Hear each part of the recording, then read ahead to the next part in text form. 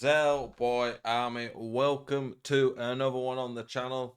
FIFA 22 is here, and that means it is time for another video that I pretty much do religiously every year. The best custom settings, custom controller settings, camera settings, all that you need to know. There's a few little extra things they've added this year. But basically, I'm just going to go through them all and explain what each one does, the setting I would recommend. On a lot of them, there's pretty much only one setting you should have, in my opinion. For some, there's a debate about it, and on those, I will explain when you should choose which one. So, to do this, you go to Customize. You can see it's below my fat face there. There we go, Customize. Settings.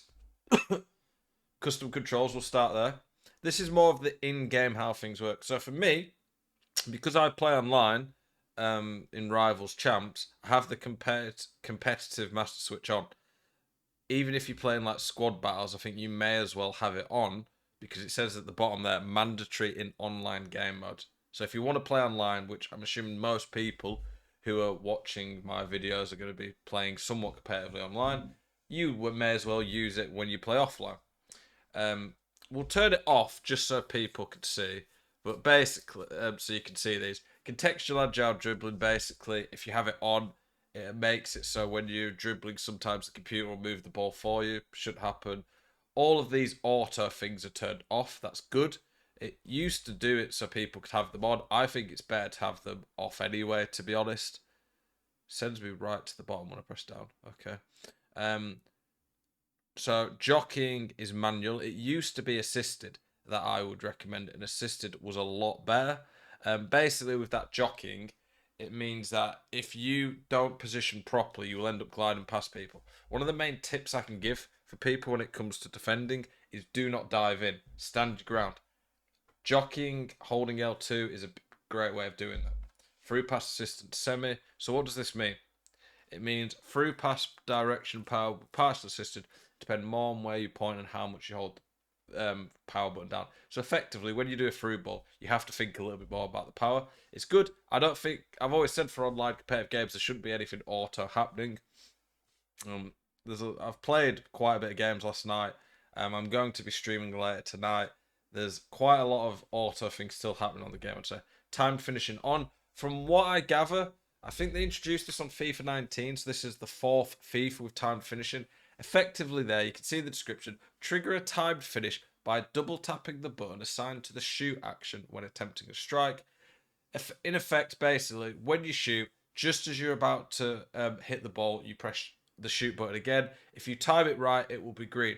If you don't time it wrong or right, really, just somewhere in the middle, it'll be normal, which won't change into it. If you time it bad, it'll be yellow or red, which has a good chance of leading to a bad shot, basically. Time finishing on 19 was insane. On 20, it was awful. On 21, it was okay and had its uses. From what I've seen so far, it looks pretty good this year. Might be worth learning again. So I would definitely have it on. The time finishing that has always been the easiest to do is finesse shots. Because effectively, when you're trying to time it, you are timing it to press it again just as you're about to hit the ball. Finesse shots pretty much always have the same animation. Whereas power shots, lob shots, they don't always have the same animation, so it's a bit harder to time it, if that makes sense. Next player switch indicator. So many people do not have this on. You need this on. It is vital. Basically, the player your control will have an indicator, like a little triangle above his head. You want this next player switch indicator on because it means when you press L1, you will switch to that player, so it allows you to see who that will be. It doesn't explain it very well here, but it also allows you to, when you press R1, to be able to see who your second man pressing with. And now there's a little stamina bar type thing that shows how long you can press with that man. Really vital. Make sure you get involved with that. Pass block assistance. Enable pass block assistance so that your AI controlled players and user controlled players will attempt to interact a pass automatically when the ball is close by. Yes, please use that. Why not? I would rather stuff like this didn't exist, but when it's there, use it, take advantage of it. Auto switching, I think you need it on air balls because effectively, when someone crosses, if you don't have this on, you are not going to be able to time with how fast the ball's moving from a cross to be able to switch and cover it. so it'd be nigh impossible to compete in the air. Even with this on, sometimes it won't switch you properly, but it's a lot better with it. You do not want automatic for obvious reasons. Um, yeah, on air balls and loose balls, blah blah. I have it on only on air balls. Loose balls you could debatably have it on, but sometimes you might not want. I have auto switching move assistance on none. You may want it on low. I'd never have it on high because you lose control, but it says auto switch move assistance will keep the player you auto switch to moving in his current direction for a short period of time. This gives you time to orient your intended direction for the new player. The problem with this is that, say they're doing a through ball to the left, that's the right on here, but this is my left, and your player's moving the other way to the right, and you switch and try and follow the through ball, he won't do it straight away. So I have it on none, but experiment with that. Clearance assistance. This is a new one this year. So it says clearance direction takes into consideration the user directional input, but still fully assists on power, picks the earliest available contact point. So effectively, when you're doing a header or just spamming clear button, that circle on PlayStation, what is it on Xbox? I always forget the Xbox button. B. Yeah, B on the Xbox.